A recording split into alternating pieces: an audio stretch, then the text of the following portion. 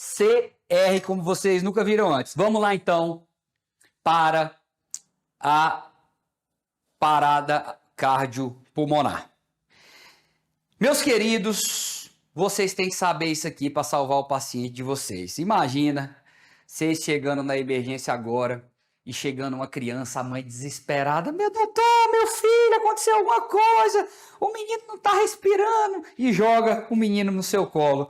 E aí você não sabe o que aconteceu, você não sabe ver se o menino parou, não parou, desesperado, e não sabe quantas vezes você reanima o menino, qual medicamento você faz no menino, e vira aquela confusão, aquela bagaceira sem fim, e o menino vai a óbito, e aí você recebe processo, aquela confusão toda. Você estaria preparado para atender uma criança com PCR? Realmente você saberia o que fazer, o que abordar ali quando a criança chegar? Se você não sabe, fica comigo que hoje você vai aprender a reanimação cardiopulmonar na pediatria através do método dos 6 passos da RCP.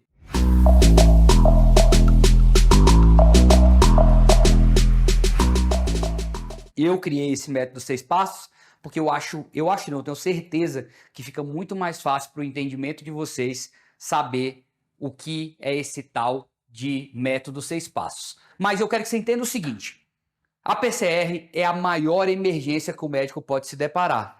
É aquele momento que o coração parou de bater e você não tem mais débito cardíaco. Então o paciente apagou, ele não está vivo mais.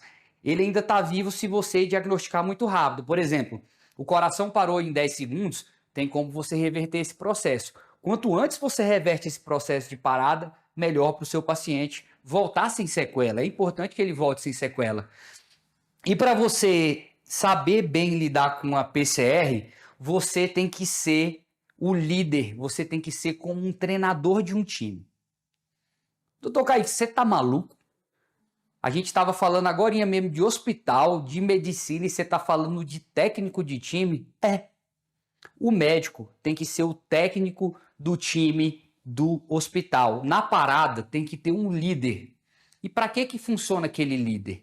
Lá no campo de futebol, o técnico não fala assim: ó, aquele atacante está bem, aquele atacante está ruim, entra aquele outro atacante para ver se a gente faz gol. Opa, aquele meio de campo não está tocando a bola direito, tira aquele meio de campo. Opa, o goleiro está machucado, tira o goleiro. O líder, ele fica de olho para ver se o time está funcionando para fazer o gol, que o objetivo do time é fazer o gol, e quem olha tudo isso é o técnico, porque as pessoas que estão lá dentro estão muito ocupadas fazendo a função dela. O atacante quer fazer gol, ele não tem como se preocupar com o goleiro está defendendo, ele não tem como se preocupar com o lateral, enfim, vocês entenderam.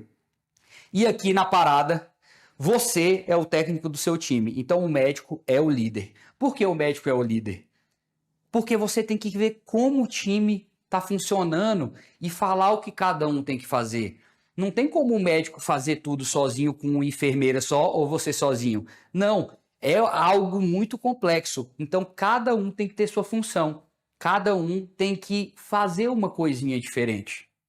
Então você, como líder, vai espalhar a equipe. É bom que tenham 5 pessoas para um ficar nas compressões torácicas para o coração voltar a bater, outro na ventilação para levar oxigênio para esse paciente, um fique no monitor e no desfibrilador, se precisar desfibrilar, outro nas medicações, pegando as medicações que você precisa, e outro marcando o tempo.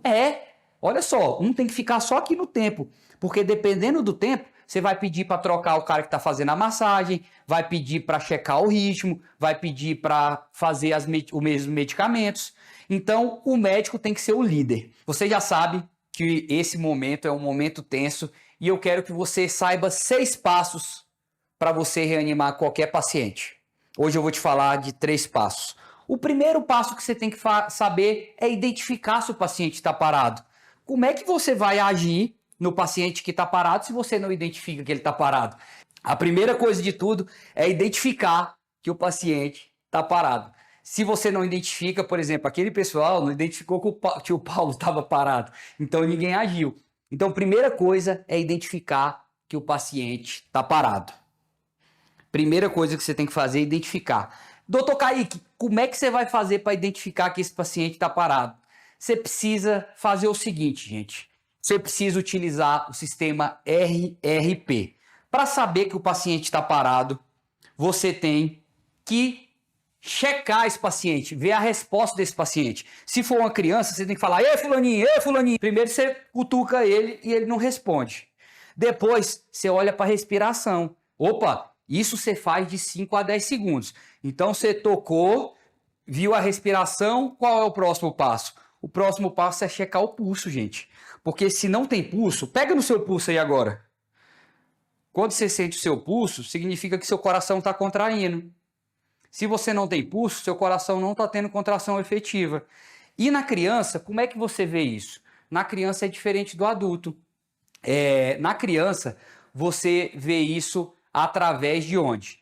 Em bebezinhos menores, você vê isso através do braquial. Tá um zoom aqui em mim? Da artéria braquial, aqui no bracinho, ou então na artéria femoral. Por que você não vê na carótida? Porque o pescoço da criança é muito curto. O pescoço da criança é curto demais. Então você tem que fazer aqui, ó, na braquial ou então na femoral e não na carótida. Em crianças maiores, aí você pode checar o pulso aqui no pescocinho tranquilamente na carótida. Gente, isso é muito rápido. Isso tem que ser bem rapidinho, bem rapidinho, bem rapidinho. Por que tem que ser bem rapidinho? Porque você tem que identificar e logo começar a tratar o paciente. Existe esse tipo de parada, mas existe outra parada na pediatria que não existe no adulto. Olha que interessante. Você pode falar que o paciente está em parada cardiorrespiratória se a frequência desse paciente estiver abaixo de 60. Adulto abaixo de 60 é até tranquilo, 55. Agora, criança, a frequência cardíaca de criança é muito mais alta. Então, se a criança tiver uma frequência cardíaca abaixo de 60 e tiver sinal de descompensação hemodinâmica, porque às vezes a criança está em 60 e está de boa. Agora, se a criança está com frequência cardíaca abaixo de 60 e está descompensado hemodinamicamente, e você pegou a via aérea da criança, fez ventilação por pressão positiva, você deu oxigênio para esse paciente, você deu oxigênio, tchap, tchap, tchap, tchap, tchap, tchap, e ele não melhorou, você pode falar que esse paciente está em parada e fazer todo o protocolo de parada, tá? Na pediatria tem essa diferente do adulto. Você pode checar aquilo tudo que eu falei ou fazer isso. Por quê? Porque a principal causa de parada não é culpa do coração, como no adulto. A principal causa de parada é a hipoxemia. A criança fica sem oxigênio e o coração bate devagarzinho, devagarzinho, devagarzinho e para de bater. Certo? Então é assim que você vai identificar que o paciente está parado. Você só tem como tratar uma coisa se você identificar. Então você vai fazer isso. Certo, certo, certo, certo? Beleza. Primeiro passo você já sabe, identificar. Qual é o segundo passo? Se você identificou, tratar imediatamente, fazer reanimação. Você tem que reanimar esse paciente, massagem cardíaca. Por quê? Porque você não quer só que o paciente volte a viver. Você quer que ele volte a viver sem sequela. O que adianta trazer um paciente para a vida de novo, reanimar e ele ficar todo sequelado numa cadeira de roda, aquela confusão toda, ficar em estado vegetativo? Então, você identificou, você tem que tratar esse paciente da maneira mais rápida possível para esse paciente voltar com muita segurança. E como é que você vai fazer isso, pessoal? Você vai fazer isso da seguinte maneira.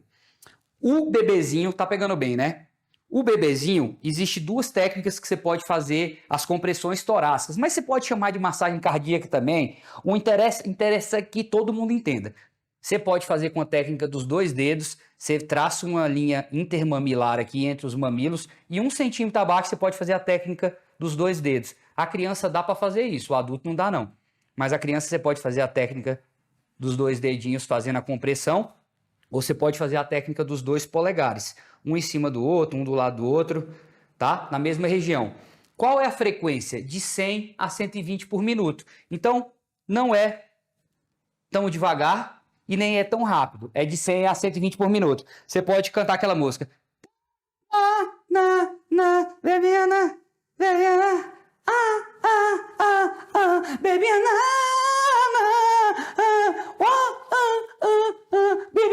Opa! Meti o Michael Jackson aqui. Então você pode fazer a técnica dos 2 dedos ou a técnica dos polegares, beleza?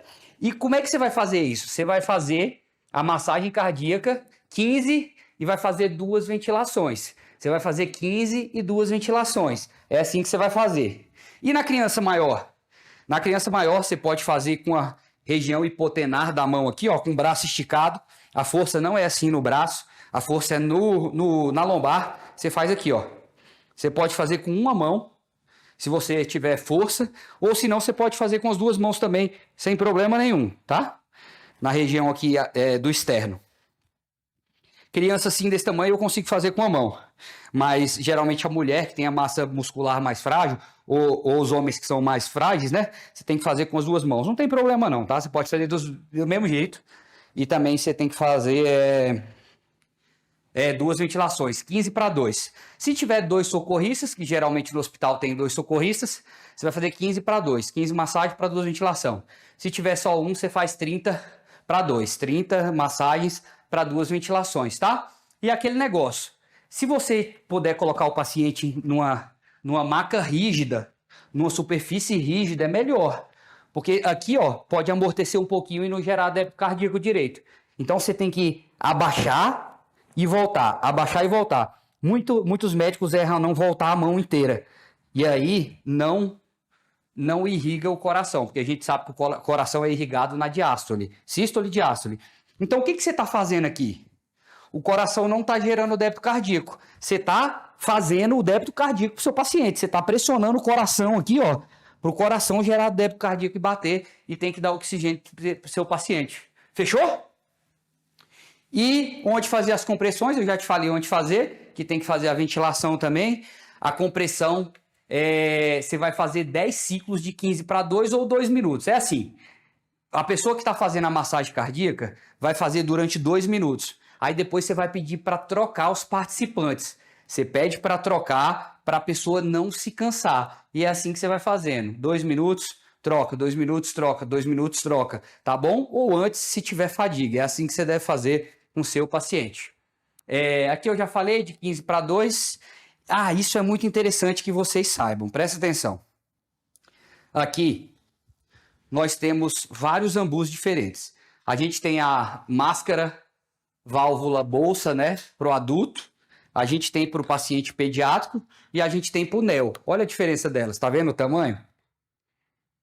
Então, se eu ventilar o meu paciente com dinel, eu não vou oferecer oxigênio direito para ele. Então, eu tenho que ventilar com pediátrico. E é assim, se ele não tiver via aérea avançada, se você não tiver entubado esse paciente, você vai fazer aquelas 15 para 2, ó. Tá vendo? Ó, 15 massagem, 2. 15, 2. Se ele tiver com a via aérea avançada, se você tiver entubado esse paciente, você pode fazer uma ventilação a cada 2 a 3 segundos. 1, 2, 3. 1, 2, 3. Mesmo fazendo a massagem cardíaca. 1, 2, 3. Mas só se ele tiver entubado. Se ele não tiver entubado, é 15 para 2, 15 para 2. E no bebezinho a mesma coisa. Ó. Tá? Dá para ver direitinho. Lembrando, gente, aqui, coloca um zoom bem pertinho aqui para eles verem.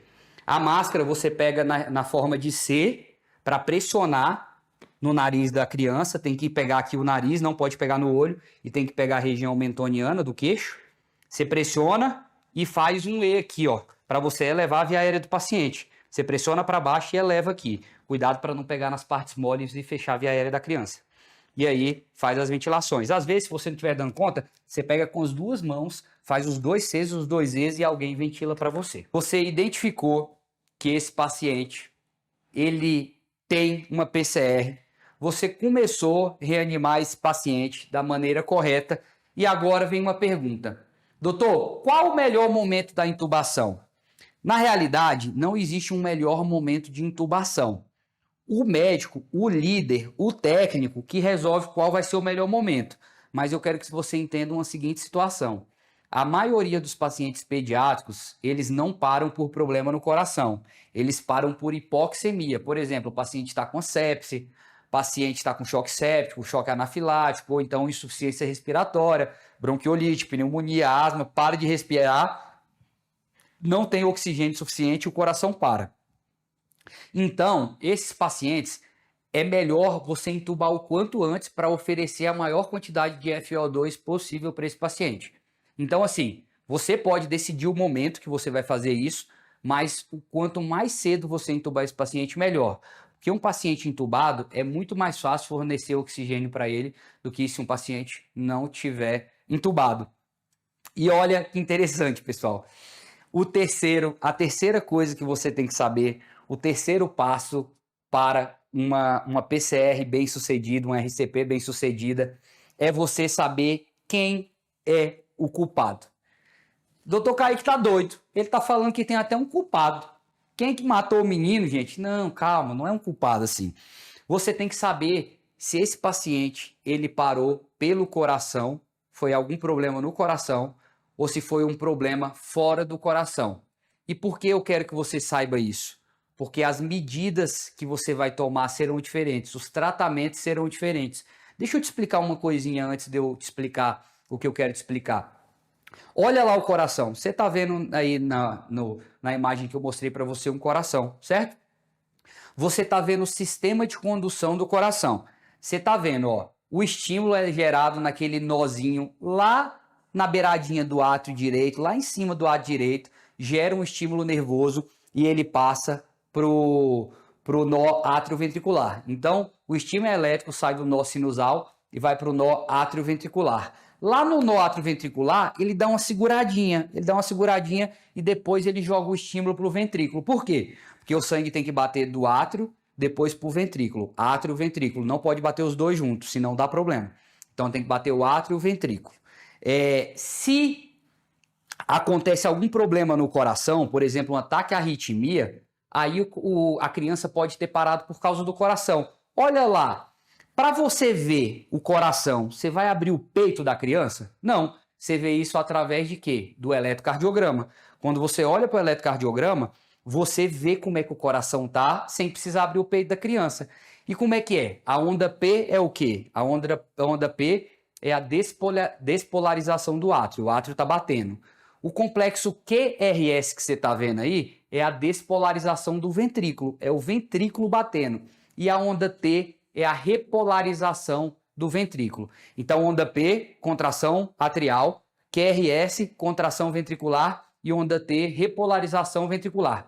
Olha só, você está vendo que o estímulo ele sai do nó sinusal para o nó atrioventricular e ele passa através dos feixes de His, que são essas terminações nervosas.